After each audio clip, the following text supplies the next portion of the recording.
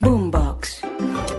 Hola, soy Andrés Carmona, periodista del servicio informativo de Blue Radio, y estas son las principales noticias con las que cierra este viernes 20 de enero del año 2023. Nos llegan noticias desde Perú, porque en estos momentos se producen fuertes enfrentamientos entre manifestantes y la policía de ese país en el segundo día de manifestaciones en Lima en contra de la presidenta Dina Boluarte. Sigue siendo crítico el panorama en este país, donde ya hay problemas de abastecimientos e insumos en el sur del país. ¿Qué es lo que está pasando a esta hora? Juan Esteban Quintero. Andrés, se radicalizan las manifestaciones en el centro de Lima debido a las agresiones de manifestantes contra los miembros de la policía en su intento de llegar a la avenida Bancay, una de las más importantes en el centro de la ciudad.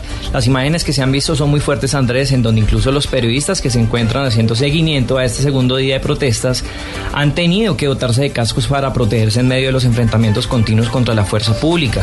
La situación en otras ciudades como Arequipa también es crítica, y en Puno, un grupo de personas incendió la comisaría del distrito, donde los efectivos policiales no se encontraban en las instalaciones y no hubo heridos, pero se siguen perdiendo bienes materiales en medio de esta crisis que ya cumple más de un mes. Lo último viene del Ministerio del Interior junto a otros ministerios de este país que se van a pronunciar esta noche en un comunicado conjunto.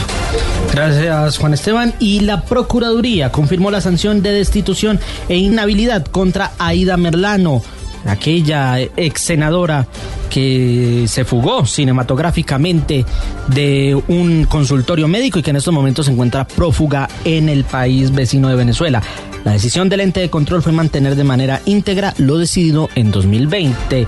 ¿Cuál fue la decisión, Julián? Del fallo proferido en única instancia contra la excongresista Aida Merlano Rebolledo, destituida e inhabilitada por 10 años, y negó las pretensiones del recurso con el que pretendía reponer lo sucedido en 2020. La decisión de la Procuraduría fue mantener de manera íntegra lo expuesto y confirmar que Merlano realizó actividades para corromper las elecciones del 11 de marzo del 2018, pagando a los ciudadanos por los votos a favor de las aspiraciones políticas que tenía Merlano al Senado de la República. El ente de control sostuvo que la Corte Constitucional reconoció su competencia para sancionar disciplinariamente a los funcionarios de elección popular por actos de corrupción, lo mismo que en su momento hizo el Consejo de Estado, por lo que desvirtuó los argumentos presentados.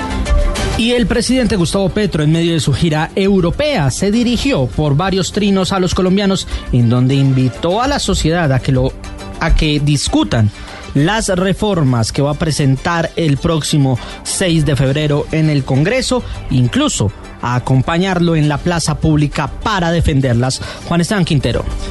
Mucha atención, Andrés y oyentes de Blue Radio, porque hace unos minutos el presidente Gustavo Petro, en medio de su gira en el Foro Económico de Davos y ahora siguiendo su agenda en Francia a la espera de su regreso mañana para su cita extraordinaria con el gabinete ministerial, anunció por medio de su cuenta de Twitter que invita a la ciudadanía a manifestarse a favor de las reformas que plantea su gobierno el próximo 14 de febrero y el 1 de mayo, Día de Trabajo. En una serie de trinos, el mandatario colombiano resaltó la importancia de acompañarlo en esta cita como forma de apoyo a sus reformas. En uno de sus mensajes dijo lo siguiente: invito a las fuerzas del gobierno del cambio a convocarnos a discutir en las calles las reformas que se avecinan, la laboral para más estabilidad en el trabajo, la pensional para que ningún viejo muera de frío en la calle, la de salud para volver un derecho real.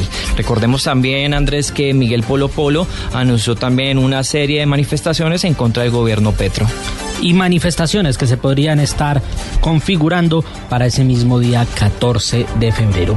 Y con el paso de las horas crece el escándalo en el que se vio involucrado el catedrático Víctor de Currea Lugo, quien había sido nominado por el presidente Gustavo Petro como embajador de Colombia en Emiratos Árabes Unidos. De Currea Lugo tuvo que declinar el nombramiento por los señalamientos de acoso sexual mencionados por la congresista Jennifer Pedraza.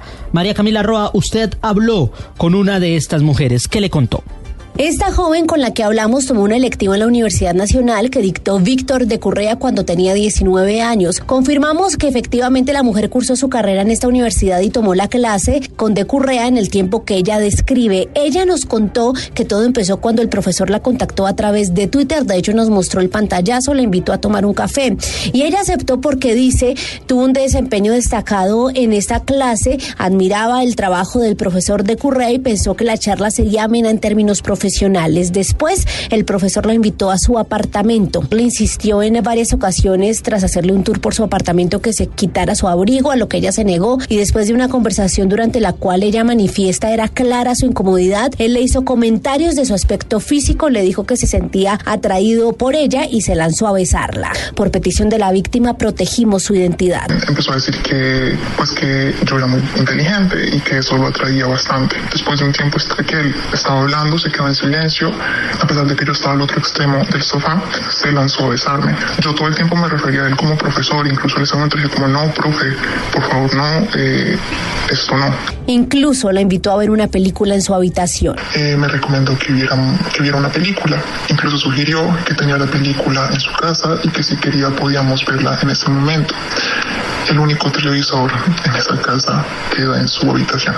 Esta joven a la que acaban de escuchar nos asegura que no ha definido si entablará acciones legales contra el profesor, que su intención es dar a conocer lo que ella considera no es un comportamiento aislado y que de Currea repitió con el mismo método con otras estudiantes. Y Colombia dejaría de recibir una alta suma de dinero si se deja de explotar y producir petróleo y gas. Según varios exministros de Hacienda y expertos, es catastrófico e ilógico lo que está haciendo el gobierno, generando incertidumbre que terminará afectando directamente los bolsillos de los colombianos. Felipe García. Catastrófico sería para el país, según expertos y exministros de Hacienda, frenar de tajo, como dijo la ministra de Minas, Irene Vélez, la exploración de petróleo y gas en nuestro país, teniendo en cuenta que solo en ingresos la plática que llegó a Colombia en 2022, solo en materia de producción de hidrocarburos, fue de 72,7 billones de pesos y lo que se espera para este año es de 90 billones de pesos. Hablamos con el exministro de Hacienda y rector de la Universidad EIA, José Manuel Restrepo, y dijo que lo único que se está haciendo son incoherencias que terminarán impactando la economía. Este tipo de incoherencias que se dan en la expresión pública, lo que generan es una profunda incertidumbre. Esa incertidumbre afecta directamente a los inversionistas nacionales e internacionales. Si no llega esa inversión en la proporción deseada o necesaria, pues inevitablemente la estabilización tendría que darse en la economía por más aumento de la tasa de cambio, y ese aumento en la tasa de cambio pues es fuente de inflación. La producción de petróleo al día es de 755,000 barriles diarios y de gas es de 1.087 millones de pies cúbicos, y al año esta industria genera 270,000 empleos. Ecopetrol, empresa donde el gobierno es socio mayoritario, hasta el tercer trimestre del año pasado tuvo ingresos por 120 billones de pesos, una utilidad de 27 billones y ventas por más de 25 millones de barriles. Las declaraciones y la incertidumbre que está generando la ministra Vélez y las contradicciones del gobierno, según el exministro Juan Camilo Restrepo, son catastróficas. Si eso llegara a realizarse, lo que ella propone, pues sería una cosa catastrófica para Colombia. Las reservas de crudo y de gas están muy bajas. Sería sacrificar nuestra autosuficiencia. Sería imponerle a la balanza de pagos el costo inmenso de tener que importar todos los hidrocarburos que consumimos. Esta industria le aportó al país el año pasado 7,5 billones de pesos, un aumento de 17%, y para este año se espera que esta cifra suba hasta los 9 billones de pesos. Y fuertes críticas desde la oposición generó el proyecto de ley de sometimiento a la justicia. Aseguran que el gobierno cree que con la palabra paz pueden llenar de beneficios a grupos criminales cuando les están otorgando impunidad sin contraprestación. Damián Landines. Y luego de que se conociera que el gobierno podría estar radicando en febrero la ley de aceptación de responsabilidad penal, que en otras palabras es la ley de sometimiento a la justicia de organizaciones criminales, aparecieron críticas como la del representante del Centro Democrático, Hernán Cadavid. El gobierno nacional vuelve a cometer los mismos errores en trámites de ley. Avanza sin consultar ni a los jueces, ni a los magistrados, ni mucho menos a la Fiscalía General de la Nación, que es la titular de la acción penal. El gobierno está cometiendo un gran error pensando que con la palabra paz puede sustentarse para llenar de beneficios a los miembros de los grupos criminales, cuando lo que está haciendo es un otorgamiento de impunidad sin ninguna contraprestación. Desde algunos partidos de la coalición de gobierno esperan que el proyecto se radique el próximo 20 de febrero y se apruebe en abril, pues consideran que es el paso más importante para la paz total. Y como un mensaje muy negativo calificaron los gremios de transporte de carga la decisión del gobierno de cerrar la puerta a la firma de más contratos de exploración de petróleo y gas. Según los transportadores, por ahora el turismo no es una opción viable para que pueda sustituir los ingresos que obtiene la nación por cuenta de los hidrocarburos. Oscar Torres. Decisiones antiéticas y antijurídicas son las que está tomando el gobierno con el anuncio de cerrar las puertas a las posibilidades de firmar contratos de exploración de petróleo y gas. Así calificó la Federación de Empresarios de Transporte de Carga los anuncios de la ministra de Minas, Irene Vélez, desde el Foro Económico Mundial en Davos. Esto porque el país no es gran consumidor y no aporta en gran medida a la huella de carbono. Arnulfo Cuervo es vicepresidente de FD Transcarga. Es importante que cuando se tomen este tipo de decisiones, de las cuales ya en el país se ha hablado enormemente con relación, incluso la posibilidad de ese 40% debe ser un tema de política pública y no fijada por un funcionario como la ministra. El Congreso de la República debe ocuparse del tema. Y es que el gremio transportador de carga ha asegurado diferentes oportunidades que no es viable para ellos en este momento cambiar toda la flota del país por vehículos más amigables con el medio ambiente por cuenta del costo que representa. Y en Bucaramanga condecoraron a los 2 patrulleros de la policía que tras una reanimación lograron salvarle la vida a una niña de 3 años luego de que sufriera un problema cardíaco. Julián Mejía. La alcaldía de Bucaramanga condecoró a los patrulleros de la policía Julián Urrego y Juan Sebastián Díaz, quienes con una increíble reanimación lograron salvarle la vida a una niña de 3 años que sufrió un problema cardíaco mientras jugaba con unos primos en una cancha de la ciudad. Así fueron los angustiantes momentos. Ya está volviendo la niña ya está volviendo en sí. Los policías han sido catalogados como héroes por los ciudadanos, quienes han aplaudido la reacción ante la emergencia. El general José Rodas, el comandante de la policía de Bucaramanga. Son ellos los verdaderos héroes. Reconocemos en estos policías lo más importante y es el amor que se tiene por la vida, el respeto que se tiene por la vida. La niña Emma se recupera en un centro médico de la ciudad y según el parte de los galenos será sometida a un tratamiento médico por su problema cardíaco. Y escuchen esta bonita historia porque una fundación de Medellín adelantó una campaña para recuperar las 70 gallinas que perdió una familia en Río Negro por la caída de un globo de mecha. La buena voluntad de la gente ayudó a superar el objetivo. Juan Pablo Álvarez Muñoz. La Fundación Un Viejo Favor apareció tras la triste y desafortunada situación que vivieron unas personas en la vereda Rancherías del municipio de Río Negro y no consiguió 70 sino 75 gallinas ponedoras. Estas gallinas son para la familia de Jennifer Tatiana Arango, que con su esposo lideran el negocio y habían perdido sus aves luego de que un globo con pólvora estallara fuertemente. Yo la verdad me siento súper agradecida porque eso es una gran ayuda para mí y también para poder nosotros recuperarnos. Para Jennifer el agradecimiento es mucho, ya que en lo primero que pensó fue en cómo iba a pagar los útiles de los niños y ahora con estas gallinas podrá volver a reconstruir su negocio.